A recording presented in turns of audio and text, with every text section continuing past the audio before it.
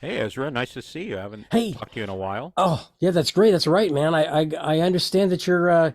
It's great to see you because I understand that you're getting into the publishing business now with all the wonderful, successful ventures you've had in advertising and music and stuff, and Well, now I've you're had the making publishing books. company for quite a while here in Oh, really? Japan. We're Okay. doing mainly translations of books to Japanese and Oh, things to okay. Japanese, but and some ideas into Japanese, such as cookbooks, some Uh-huh. cookbooks. Uh-huh. But now I'm going to work on a new cookbook, so it's kind of cool. Really? What's that about? What's that cookbook? Well, maybe that you could help me with some PR for it because Sure, I'd be happy to. Yeah. I'm gonna do this one in English and probably in Japanese, but it's probably better in English. It's sort of about it's an Italian cookbook, of course, Oh, because I'm great. Italian American, but and there's a lot of those. Uh-huh. But the fact of the matter is that we all have two grandmothers, Yeah. each side of the family. Yeah. But one of my grandmothers was from southern Italy, I and one see. was from the North Italy. I And if see. a lot of people don't know this, but the Southern Italy and Northern Italy, they hate each other. Yeah, Unfortunately, they I've just heard have a something lot of about that. rivalry Yeah. or just downright hatred. Uh-huh. It's kind of stupid, but certainly when I grew up, at the holidays was a volatile situation because Hmm. there was a lot of competition over the Southern food versus the Northern food, which is Uh, very different. Interesting. The dialect is different, the language is different, and the food is very, very different. Yeah, I didn't. And Yeah, I they knew. make Yeah. they make fun of each other all the time. And the grandmothers would go in there and cook on the holidays, So I and get this right. they're almost like a fist fight break out So practically. so pardon me. One grandmother was north, and the other was south. Just so I got it straight. Yeah. Okay, that's One great. was part from France, but she had moved to Italy, and the other was from southern Italy. And the food is so different, and they did. I don't think they really liked each other, and they were certainly competing. So the name of the book right now is called Dueling Grandmothers. That's great. And That's a it's great sort of great about handle. me growing up around food and Italian American food and Cioppino and San Francisco and those kind of things, and a lot of Yes. fun stories and a lot of great recipes. I have about 45 recipes in there, and I have recipes from me moving to Japan and how I translated those things that I learned to foods that I could get here because when I first came here 22 years ago, it was a long time ago, I couldn't get a lot of the ingredients. I couldn't find ingredients, so I had to swap out ingredients, like Yes. risotto with shiitake mushrooms and Japanese rice, and not white wine, but using sake Uh-huh. for that. That's I great. learned to take the food that I learned from my grandmother and change it into something else from what I have available to me at that moment. Yeah. That's That's what smart. it's all about. And Hmm. so the book is about just being adaptable, learning to be adaptable to your situation, whether your situation, economic situation, because my economic situation changed from when I lived in the Bay Area when I was a rich kid. Uh-huh. Uh-huh. Now, it's like I have 7 children. So, Whoa. I mean, so No wonder you're into food. yeah, my situation economically changed and just geographically changed, and I adapted those menus to my kids, Uh-huh. and I adapted those menus from what I learned from my grandmother. I used to sit there with my grandmother with the notebook when I was like 9 years old, 10 years Whoa. old. They thought I was crazy, but I would be like, how did you make that? And so I still have some of my grandmother's notes that she wrote. My southern Italian, my mom's mom, who was a little bit.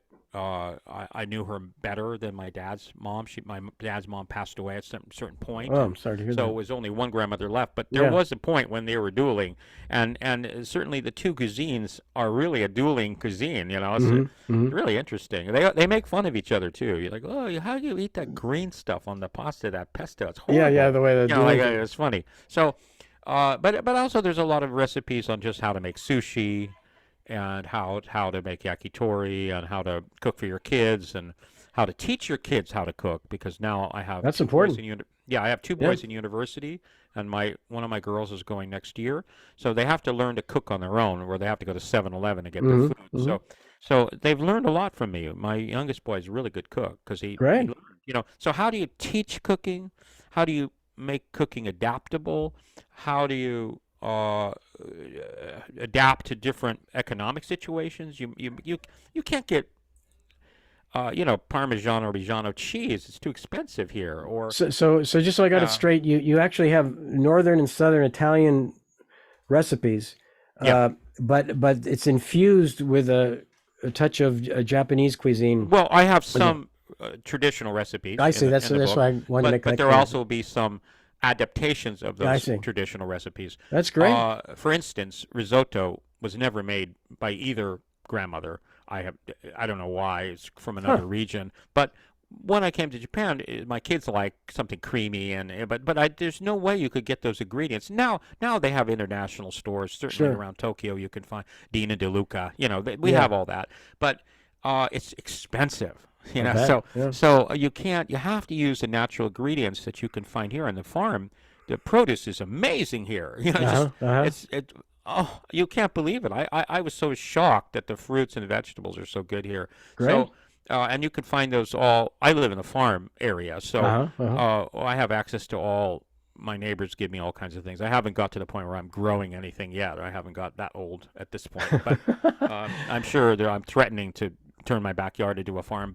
Wow, that's another book too. But basically, the book is just about the two grandmothers and growing up Italian American, and uh, my dad had some recipes, and certainly his food was really good, and just Great. So how I took that and you know did things with it.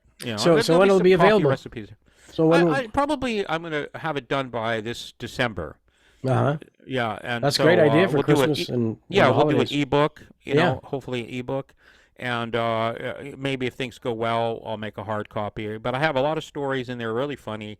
I grew up in a very volatile Italian American family. Uh-huh. I was the first generation to be born in California, so my grandparents spoke only Italian. That's great. It's a great way to kind of talk about your youth and add other things besides the cooking to really add a dimension and a context to the dishes to make them Mm. more fun. Is there any story that you could particularly tell us right now, real fast? That Well, to I just think it's funny how they never spoke English, really. uh-huh. I used to think, why don't they speak English? They live in America. Well, when I immigrated, basically, to Japan, I Hmm. met a Japanese, got married, and had children here. And, Uh-huh. That's I wonderful. basically the same way. I don't really speak Japanese as well as I should. Uh-huh. Uh-huh. I speak a little bit and understand a lot, but I don't read Japanese very well, or Uh-huh. certainly. So it's I understand now where my grandparents, they had to get out of Europe because of the war and everything. I They see. Whoa, left yeah. right before the war, and they were smart to go to San Francisco. But uh, what's interesting is that my parents, my mom and dad, met on Pearl Harbor Day. Wow. And here I am in Japan. Now Yeah. they were always very open to Japanese or Chinese or we never grew up racist because obviously before Frank Sinatra Italians were looked down on. Right. Yeah. Yeah. We've become white somehow, but Hmm. we grew up the same way, having prejudice against us. Uh-huh. So anyway, but I think that there are a lot of recipes in there. A lot of times the holidays were just amazing with the food because we were so all our All right, you cousins. gotta give us. Excuse me to interrupt, but I'm getting hungry. So you gotta Yeah, tell me there's a a lot of recipe. good dessert recipes, and I think I'm What's going to one try to. recipe? What's one recipe Well, you I could mean, use it? certainly this biscotti recipe was something that my grandmother, Southern grandmother, made, and I've I never see. been able to find it in any cookbook. It was Uh-huh. like a donut, shaped like a donut. Oh wow. It was boiled in water like a Uh-huh. bagel, Yeah. and then taken out, and then a frosting was put on the outside of Wow. it, and then it was put in the oven and baked. And then Interesting. so this white frosting is kind of baked on this bagel thing, like a little bagel. It's about this big. Uh-huh. I mean, if you threw it at somebody, you could give them a concussion. It Right. was we were always ducking, my cousins and I. Watch out, grandmother's gonna throw one of those. We're gonna die. That's And great. but Stories if like you that, it's take that wonderful. donut and you dink it into tea or coffee, Yeah. that's it's like Italian spoon basically. Mm-hmm. You bup, and then you eat it. It's so good. Mm-hmm. Yeah, so I never Ah, found that. I it's never found great. that biscotti recipe, but I have that biscotti I recipe my see. grandmother actually wrote out for me.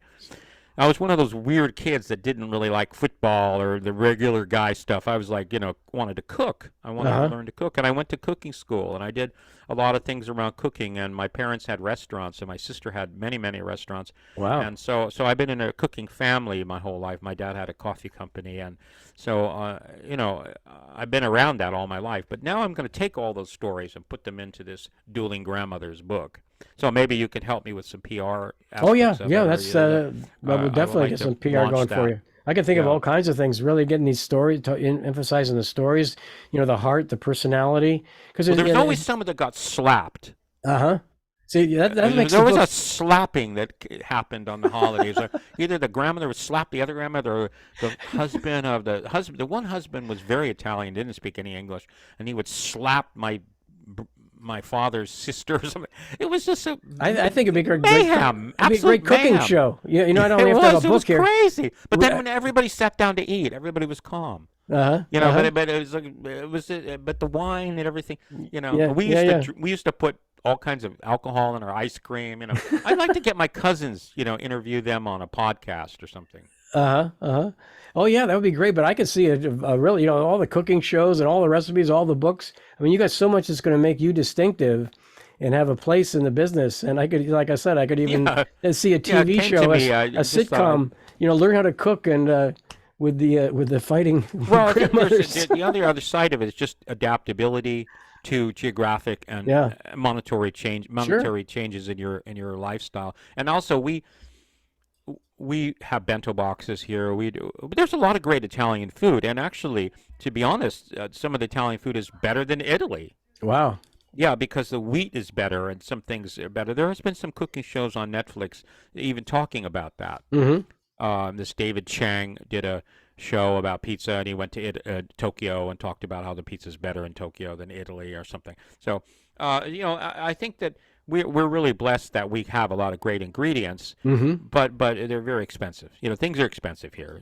Food is very expensive here. So, I see. I mean, a bunch of cilantro, like a you know box of cilantro, package of cilantro is like $2. Oh my God. I don't know what it is in America, Well, but to I remember cilantro, yeah, it's a lot less than $2 for a little I packet. Yeah. remember it was 25 cents in the Mission District. When I used to live down by the Mission District to go to a Mexican market, you could walk out of like the whole 2 bags of groceries for $10. Oh no, well, the prices now, of You know, course, have it gone went up up. Yeah, exponentially. I bet. But well, for the cilantro, last time I bought it, it was a couple of months ago. It might have gone up in price even since then, but I think it was about 60 or 79 cents for a Oh bunch. yeah, well, it's a You lot know, more here, and it's very yeah, hard to find. yeah, I have to ask them all the time in Japanese, "Do you have it?" And of course, it's a different name here. But I think that finding the swaps in ingredients are really important because some like jambalaya is a good example. uh-huh, My uh-huh. kids like jambalaya, and there's some ways of making jambalaya good and better if you have like this special chicken sausages and stuff. But you can't find that here unless you go to some crazy market. And it would be too expensive. Uh-huh. Uh-huh. So what do you do? How do you get around that? Could you use Japanese chicken balls or something? Uh-huh. Uh-huh. There's ways to take Yeah. Japanese things Yeah. and make jambalaya out of it. It's crazy. I could see restaurants Works. opening up. Well, I used to call my food J-Mex, Uh-huh. because I would mix Japanese and Mexican food because I love Mexican food. I love Mexican food the most, Uh-huh. and Uh-huh. I really miss that about California. And so I would mix the Japanese and the Mexican all the time. I still do, sushi tacos and stuff. Just my kids like go, "What the heck is that, Dad?" Mm-hmm. So there's a lot of kids stories in this too. Just my kids, my wife doesn't really cook that kind of food, so it's like Mm-hmm. it's Mm-hmm. she cooks a traditional Japanese food, I and I see. kind of stay away from that. So Uh-huh. I Uh-huh. will experiment. Yes. You would You know, experiment. That's great, man. well, like a donburi, like a rice bowl Mm-hmm. with smoked salmon and avocado and some Japanese ingredients. But then on one side, just a little Mexican salsa and some, So there's one Yeah. side is Japan and one side is Mexico. So Wow. I'm gonna have to go. I'm gonna have to go to a restaurant or something after this interview. well, you probably noticed too when things are going up in price now. You can't buy the same things anymore that you used to buy. Right. Yeah. I'm sure inflation is getting there too, and a melon costs $20 here. A It's melon crazy. costs $20. Oh my Yeah, God. it could even cost more than that. So you have to be careful, especially if you have a lot of children, how you're spending your food Right. budget. Right. And I'm on a strict food budget because I would buy like Montepulciano, some beautiful wine for megabucks, and my wife's like, you can't do that. So being adaptable to geographic change and to monetary change in your life is very important Yeah, to yeah, learn yeah, that. yeah. And Oh yeah. when you find yourself that you're alone all of a sudden, or Uh-huh. you're with many, many people all of a sudden, Right. or you don't have the money you used to have, Or So you want to start entertaining people if you're alone. You want to know how to cook a little bit or whatever. yeah. That's great. So the amount of is there a particular serving size that you recommend, or in other words, your recipes are they for Well, I sort just of what? downsized them a little bit. To Japanese plate is very small compared to the American size Uh-huh. plate. Mm-hmm. I lost 50 pounds Oh God. since I came to Japan. Wow. 50 pounds. I mean, just from exercise, of course, too, and martial arts and stuff Uh-huh. that I'm into. Uh-huh. But and not drinking so much, not drinking beer, Mm-hmm. because my Aikido sensei said, "Don't drink beer; it's not good for you." Wow, okay. It's bad for your joints, and it makes you fat, and you're going to get your ass kicked on the mat if you are fat. Yeah, survival. So there was a lot of reasons, and my knees started to kind of give out. So I Mm-hmm. stopped drinking alcohol. That was part of Oh the. yeah, that's a biggie. But when my kids were little, I was like, I had four little kids at the same time, and it was like I had to have a couple of beers and a martini to smooth things out here. But now I feel now I don't drink so much. I Yeah. just drink red wine, California wine Yeah. when Yeah. I get a chance. Okay. But Japanese wine is really coming up too. So we have a lot of fun, cool things here in Japan that you Uh-huh. can obviously food is very good here too. So Yeah. and there's a lot of myths about, oh, pizza's better in Italy, sushi's better in Japan. I want to talk about that too. Yeah. So So you clarify that in the book. You talk a about little different. bit, yeah. Yeah. I go into the food myth, Yeah. Yeah. you Yeah. know, That's very well. It because sounds like you it's a want really to, well balanced book with all these well, different. you want to make food that's healthy, Yeah. and that doesn't cost a lot of money. And you got to know who you're cooking for. If you're cooking for your girlfriend, your wife, Mm-hmm. Mm-hmm. I told my son, if you want to get girlfriend, learn to cook. That's right. That's what I was saying before. If you're down to, if you're But living they said, alone, "Oh, Dad, that's stupid." Oh yeah, well, he'll change his tune, bless his heart. Well, they're better looking than I was. Well, I that's was too great. short, so I had to resort to cooking to get girlfriends, but baking, that always worked. Great. um, So we expect it in around December, and are yeah, you I'm do? working on it now, and let's try to keep in touch so Yeah, you can help because me I with mean, the PR aspects of it, or if you have any ideas, how any other ideas of chapters and things like that, and uh, because I think it's needed right yeah. now with things getting more expensive, and so many people of my friends from the Bay Area are moving to Mexico or to Costa Rica, or they're getting Hmm. out of the United States. They're moving Well, you could in their actually retirement combine, retirement years. the So theme of having the Japanese influence in the Italian right, cooking. You could say, uh, the Italian with Peruvian cooking, or exactly. or Costa Rica cooking, or Mexican Yeah, you have to cuisine. take those ingredients. How do you make Yeah, risotto yeah. with You Mexican got a stuff? whole line. You're gonna have a whole library. Well, thank you very much. Yeah, thank you Thank for. you very We'll much, be Tony. we'll be in touch with some more questions I have. I just wanted to sort of talk to you about the idea and run the idea by you. Great. You're the PR So how expert, do we so. get a hold? So is there any way to get a hold of you in the meantime? You're going to be doing more things Well, you have my on email YouTube. address. Let's go back and we'll do some more Zoom talks about it. Okay, So great. All right. Well, cool. man, Thanks, thanks man. very much, and I appreciate it. have a great day. Go eat something. Yeah, I will. Bye.